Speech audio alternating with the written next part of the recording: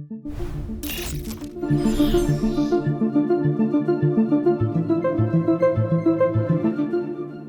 this is Slot Car VR. It's pretty new to the MetaQuest store. It's an AR VR game. And there's a lot about it that I want to talk about, but the meat of it is that you have a book in one hand, a trigger in the other hand, and then you can pull out from that book lengths of road. You can pull loops, fences, objects, houses, trees, and then you can build this play space. And then on it, you place cars at the start point. It's a slot car. You pull the trigger and it drives. So it's just like everything we had as a kid. I think all of us had a slot car at one point. And now, I mean, you could get a slot car online for $50, but it's cheap. It's garbage. If you want something nice, if you want what you had in the 80s and 90s, I'm talking to my brethren, you're looking at $200. And so it's awesome having this in VR.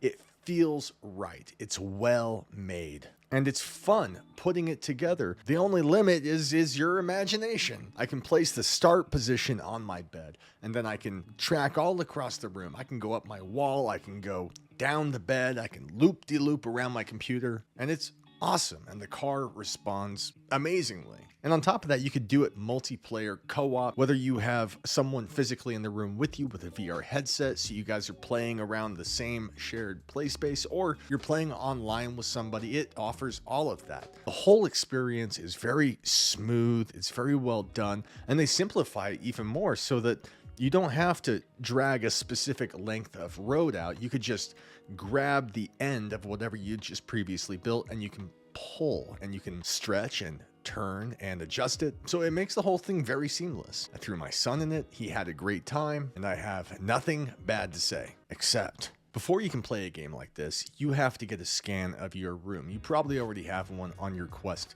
3 or 3S. It's probably already built. Prompts you, you look around the room, look at your walls, the ceiling, it scans it, and then when you're done, it registers this is a bed, this is a TV, this is a door, this is a window. And it blocks all that out. And so even though you scanned this complex hallway and this restroom, it's especially frustrating in this game. Because when you think of trains or slot cars and you're building these tracks, I mean, the best part of something like this would be taking that track and having it go under the bed, come out the other side. And there's this reward when it returns to you.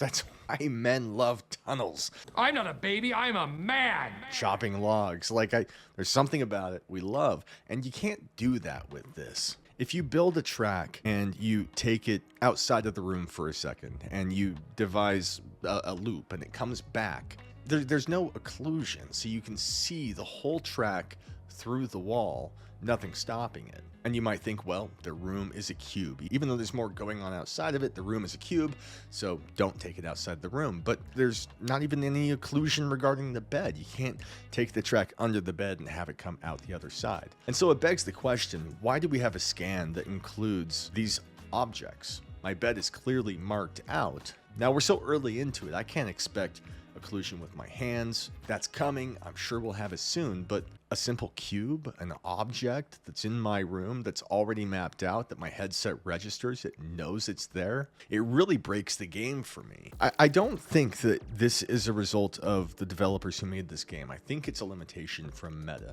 And this has been a problem with AR from the start. It's the reason that on its face, these AR experiences are a novelty and they're cool, but as soon as you get granular with it, it kind of falls apart. And for all of the physics in this that makes sense, for all of the accuracy with having the car take a corner too tight and go off, for all of that that's right, it sucks that I can't sit on my bed and have a track kind of begin at my foot and take a downhill slide that disappears to the floor, which is out of my field of view, and it's holding games like this back. Another thing that is a little bit sad, naturally, I don't have any trees to chop down, no cigars to smoke, and no damsels to rescue. And so to express myself as a man, all I have left is to create breaks in the track and attempt to make a vehicle jump. I'm a man who discovered the wheel and built the Eiffel Tower out of metal and brawn. Have a track come up and send a car flying and have it land successfully on the other end. And my purpose is solved. Solve it. But here's where the physics start to break. Not even physics, just the interactions between the vehicle and the track. If you perfectly build a track so that a vehicle jumps and it successfully makes its mark with another piece of track on the other side, the fact that it got air in the first place, it will not land. It doesn't matter how accurate you land on that track, it's going to crash and reset the car's position. And I died a little inside when I discovered that.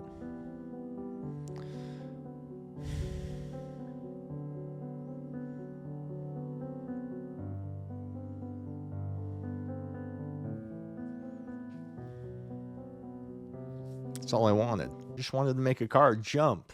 The physics are amazing. Building the track is seamless. It's fun creating the play space. The way in which you pull the track from the book feels fantastic. Sky's the limit in terms of what you can do. Right up until you do something the game doesn't want you to do. And so that's my review. I hope you guys liked it. Let me know in the comments. Have you guys tried this game? And if you want this game, you'll find it down in the description. 20% off at the Meta Store using my link until the end of this month. You guys are watching Bringhurst VR. Godspeed.